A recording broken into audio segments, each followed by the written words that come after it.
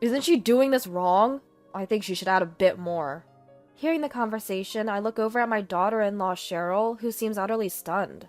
Cheryl looks panicked, holding an apple and just floundering about. Listening to the ongoing conversation between my husband and my son, I start to feel my anger boiling. My husband and son hang up after making their point clear to Cheryl. I lock eyes with Cheryl, who is trembling. She even drops the apple she was holding. Ignoring her distress, I ask, "Could you call them back?" Cheryl, nearly in tears, dials my husband again. While listening to the annoyed voices of my husband and son, I wonder what I should do.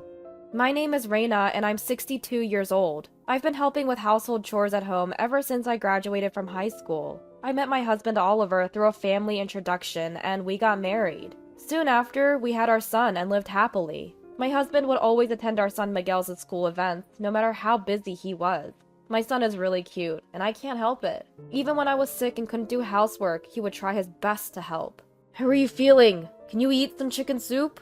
I had to smile when my husband cautiously brought over a pot of soup. It seems he made it after putting our son to bed. Seeing me laugh, my husband joined in, albeit awkwardly.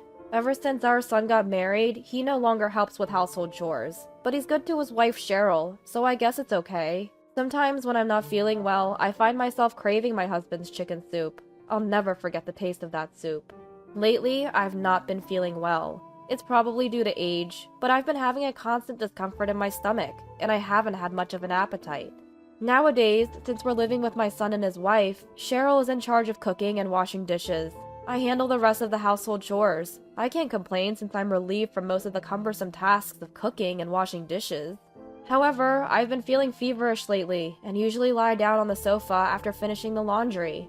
Just then, my husband walked into the living room. Feeling sluggish, I couldn't get up, but watched his movements carefully. Ignoring me, he passed by the sofa, went to the kitchen table, and started making coffee. The strong aroma of freshly brewed coffee made me cough involuntarily. Hearing that, my husband clicked his tongue softly and left the living room in a hurry once his coffee was ready. It's sad, but lately he's been so cold towards me. It's like I'm a burden to him. I can't pinpoint when things started going south. Somewhere along the line, this is what we've become. Thinking of how caring he used to be made me tear up, and I gently wiped my eyes with my sleeve. Tonight's dinner is meatloaf, but given my poor health, I opted for chicken soup. I'm fully aware of the hassle it takes to prepare a separate meal for one person, but lately, I can't stomach the same food as everyone else. Yet Cheryl, my son's wife, made me chicken soup without a hint of complaint. What a blessing she is in our family. "Mom, chicken soup again? Cheryl's gone through the trouble to make a nice dinner. Isn't it rude not to eat it?" "Don't say that, Miguel. I'm sure Raina feels bad enough as it is." Cheryl interjects with a chuckle. I smile wryly and let her comment slide. Though Cheryl is a bit blunt at times, she's an excellent cook and very considerate. Today's chicken soup was clearly made with my health in mind. She even added a touch of citrus zest to stimulate my flagging appetite. As everyone else happily chatted and dug into their meatloaf, I sipped my chicken soup. Suddenly, I stopped. The soup tasted off. I can't describe it, but it had a chemical taste. At first, I thought it was the wax from the citrus zest, but even avoiding it didn't help. But even after avoiding the citrus peels to give it another taste test, something still felt off. I couldn't help but furrow my brows, catching my husband's attention, who gave me a stern look in return. Despite feeling guilty towards Cheryl, I left most of my plate untouched. Cheryl noticed and asked with concern, "Didn't it taste good?" Feeling cornered, I lied that I wasn't feeling well and let the moment pass. What did I do wrong? Days passed and I was feeling a bit better. Since Cheryl and my son had plans to go out, today was my turn to cook. Eager to finally get out of the house, I went shopping, but my body felt sluggish, perhaps from being bedridden due to my recent illness. Thinking it was just a lack of exercise, I decided to walk to the nearby supermarket. While waiting for the traffic light, a sudden chill ran through my body, and I felt my vision go dark. I instinctively squatted down, but now found myself sweating profusely. Passers-by glanced at me curiously as they walked by. I couldn't move from the spot, clutching my collar tightly, hearing the distant commotion of people and an ambulance siren, until I eventually lost consciousness. When I regained it, I was staring at a white ceiling. I was in a hospital room. Apparently, I had collapsed on the way to the store and had been brought in by an ambulance. "Oh, Reina, you're awake?" Turning towards the voice, I saw Cheryl standing by my bed. I tried to respond, but my body was uncooperative. For that, I couldn't be more grateful to Cheryl, who showed no signs of annoyance. Looking up to say thanks, something about Cheryl's face seemed different. I couldn't pinpoint it, but it scared me. Without noticing my discomfort, Cheryl took an apple from the fruit basket she probably brought for me. "Reina, you haven't been eating well lately, probably malnutrition. Eat this and get better soon," she said, peeling the apple with a fruit knife. Suddenly a phone rang. I wondered whose it was for a moment. It was Cheryl's. I knew I shouldn't, but I glanced at the screen. My husband's name was displayed. "Cheryl, your phone's ringing." "Oh, yes. Can you put it on speaker? My hands are full." While in the middle of peeling the apple, Cheryl hesitated for a second to put it down quickly, but gave up and said so. Doing as told, I answered the phone and pressed the speaker button. "How is she?" "She just woke up. I'm peeling an apple for her right now." "You're conscious again? What stamina you have. What's going on? You're awake already?" From the start of the call, the conversation seemed to be off. Not quite what I expected from people who were supposedly worried about me. Especially my husband and son's part of the conversation made me uneasy. Didn't expect her to wake up this soon. Did we mess up somehow? "Hey Cheryl, you've been skimping on the detergent lately, haven't you? Should we add a bit more?"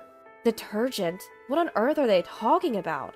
I look over at Cheryl. She's holding an apple and her face is pale, trembling. Seeing her face, it clicked for me. It seems they've been adding detergent to my meals. Cheryl had been watching my expression change and finally dropped the apple she was holding. Meanwhile, the conversation between my husband and son continued, unabated.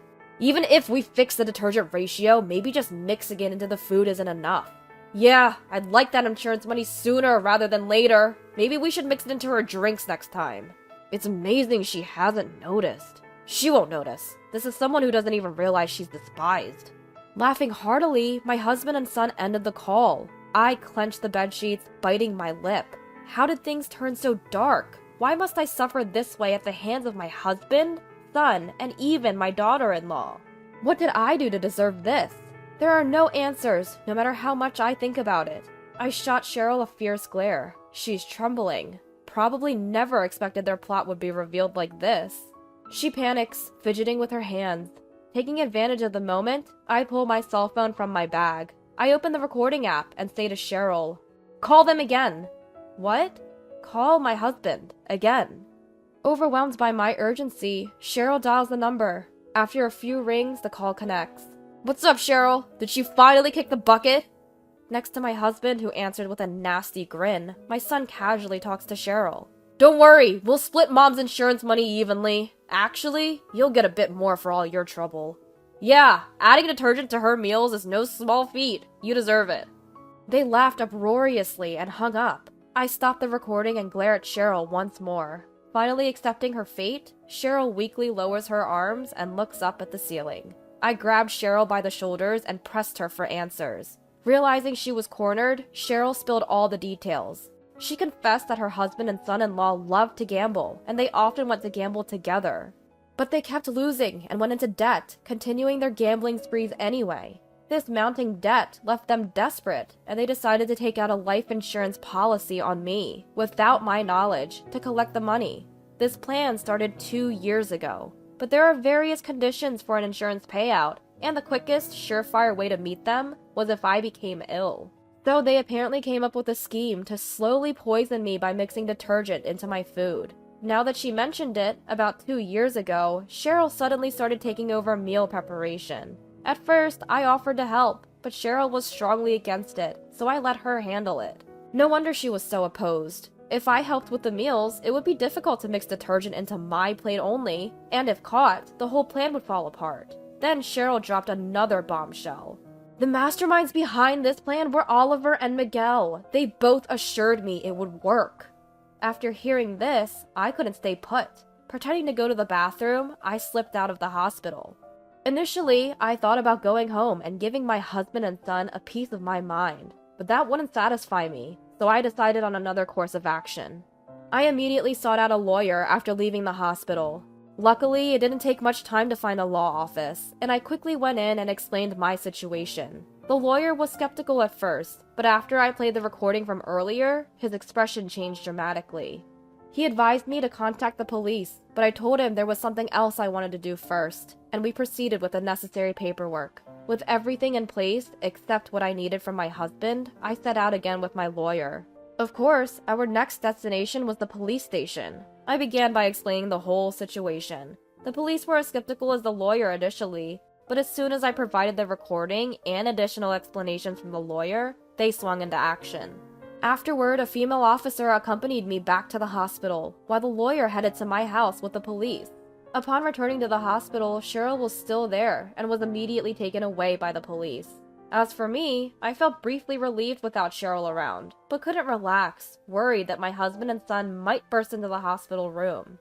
I went through cycles of lying down and getting up on the bed. Eventually, a nurse came to check on me. I had to explain a lot, but it distracted me a bit. The nurse was shocked by my story and seemed speechless. She remembered the policewoman and Cheryl leaving earlier and went back to the nurse station to process my admission for the day. I can't say how much time had passed, but eventually a different pair of police officers visited me in the hospital room. Worried that my husband and son had escaped, I listened to their updates, fighting back tears.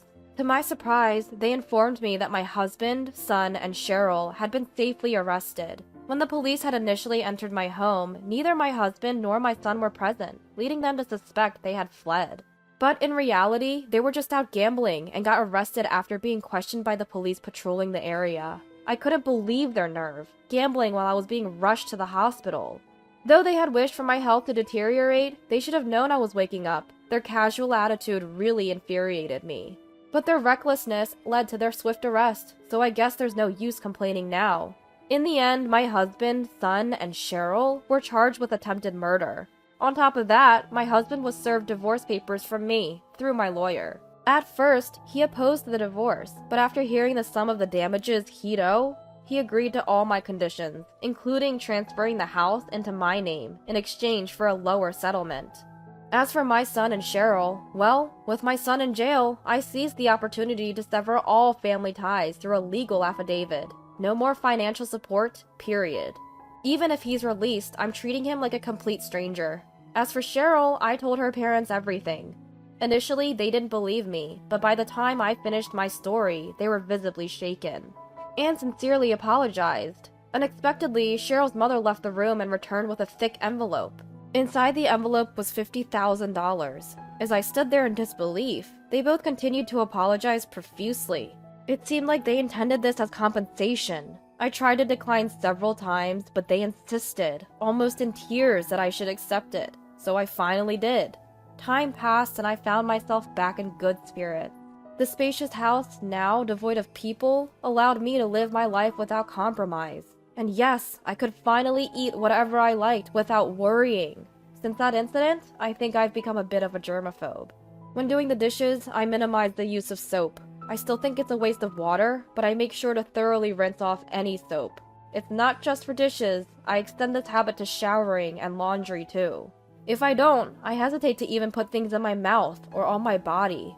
While my husband, son, and Cheryl are certainly to blame for this change, I think I'll gradually get better. Because they're not in my house anymore, I have the freedom to live as I please. Some may think I'm emotionally scarred, but from my perspective, I feel utterly relieved and refreshed. I've switched to a new cell phone. The incriminating voice recordings have been turned over to the police, and honestly, just keeping that phone would have felt disgusting. As I think about the freedom my new phone represents, I'm motivated to try things I've never dared before. Maybe I'll get into the trending world of cooking live streams.